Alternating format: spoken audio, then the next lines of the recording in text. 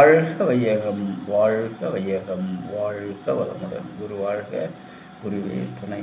முன்னைய பதிவில் தவம் செய்வார், முறையாக தவம் செய்கிறவங்க தன்னுடைய வேலையை பார்ப்பாங்க, எந்த ஒரு தவறும் செய்யாத. ஆசை இருக்கிறவங்க ஆசையில் தேவையில்லாத விஷயத்தை வேணும்னு சொல்லி மாட்டிக்குவாங்க. அதனால் நீ கொஞ்சம் உஷாருன்னு சொன்னார். அப்படி உஷார் இல்லைன்னா நீ தவத்தை விட வேண்டிய சூழ்நிலை வரும்.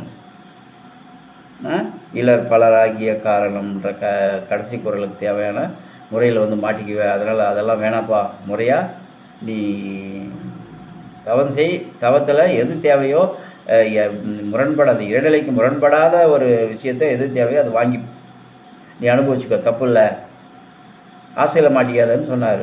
அப்போ அந்த மாதிரி ஒரு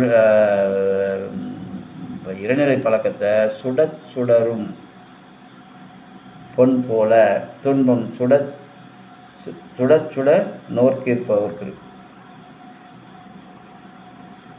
அதாவது ஒரு இப்போ பவுன் இருக்குதுன்னு வச்சுக்கோங்க, அது எவ்வளோக்கு எவ்வளோ அதை ஹீட் பண்ணி அது மெருகேற்றுறமோ அவ்வளோக்கு அவ்வளோ அதனுடைய பிரதிபலிப்பு தோற்றம் எல்லாம் எப்படி வரும், மினுமின்னு வரும்.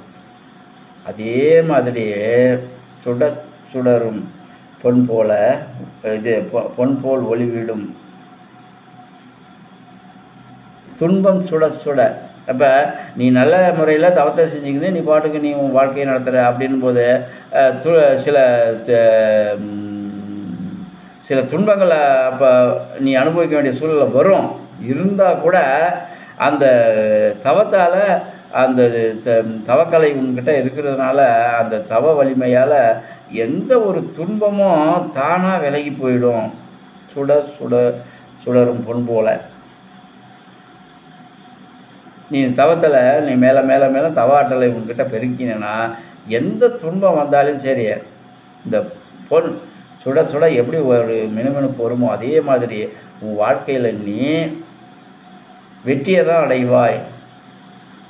உன்னை பார்த்தா துன்பம் செய்கிறவங்களா, சரிப்பா இவன் நல்ல ஆளாட்டம் இருக்குது, இவனுக்கு ஏன் நம்ம இடைஞ்சல் கொடுப்பானே அப்படின்ற மாதிரி உன்னை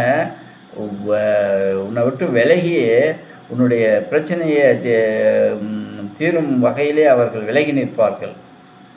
எப்படி துன்பம் சுட நோக்கி இருப்பவருக்கு, அதாவது அந்த எந்த எவ்வளோ பெரிய துன்பம் வந்தாலும் சரியா, தீராத துன்பம் இதிலிருந்து நம்ம மீள முடியுமா அப்படின்ற மாதிரியான துன்பம் வந்தால் கூட இந்த தவத்தால் வாழ்த்தி அந்த துன்பத்தை சும்மா தூசு போல் ஒதுக்கிட்டு போயிட்டே இருக்கலாம் வாழ்க்கையில்.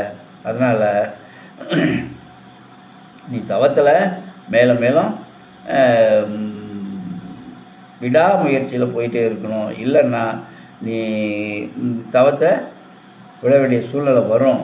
அதனால் இது தவத்தால் நீ எவ்வளோக்கு எவ்வளோ தவ வலிமையை நீ கூட்டிக்கிறியோ அவ்வளோக்கு அவ்வளோ உன்னுடைய வாழ்க்கை முறை சரியாக இருக்கும் அப்படின்னு திருவள்ளுவர் நமக்கு இந்த குறளிலே விளக்கம் தருகிறார். அதனால் இந்த தவக்கலையை முறையாக பயின்று இறைநிலையோடு இணைந்து அந்த இறைநிலை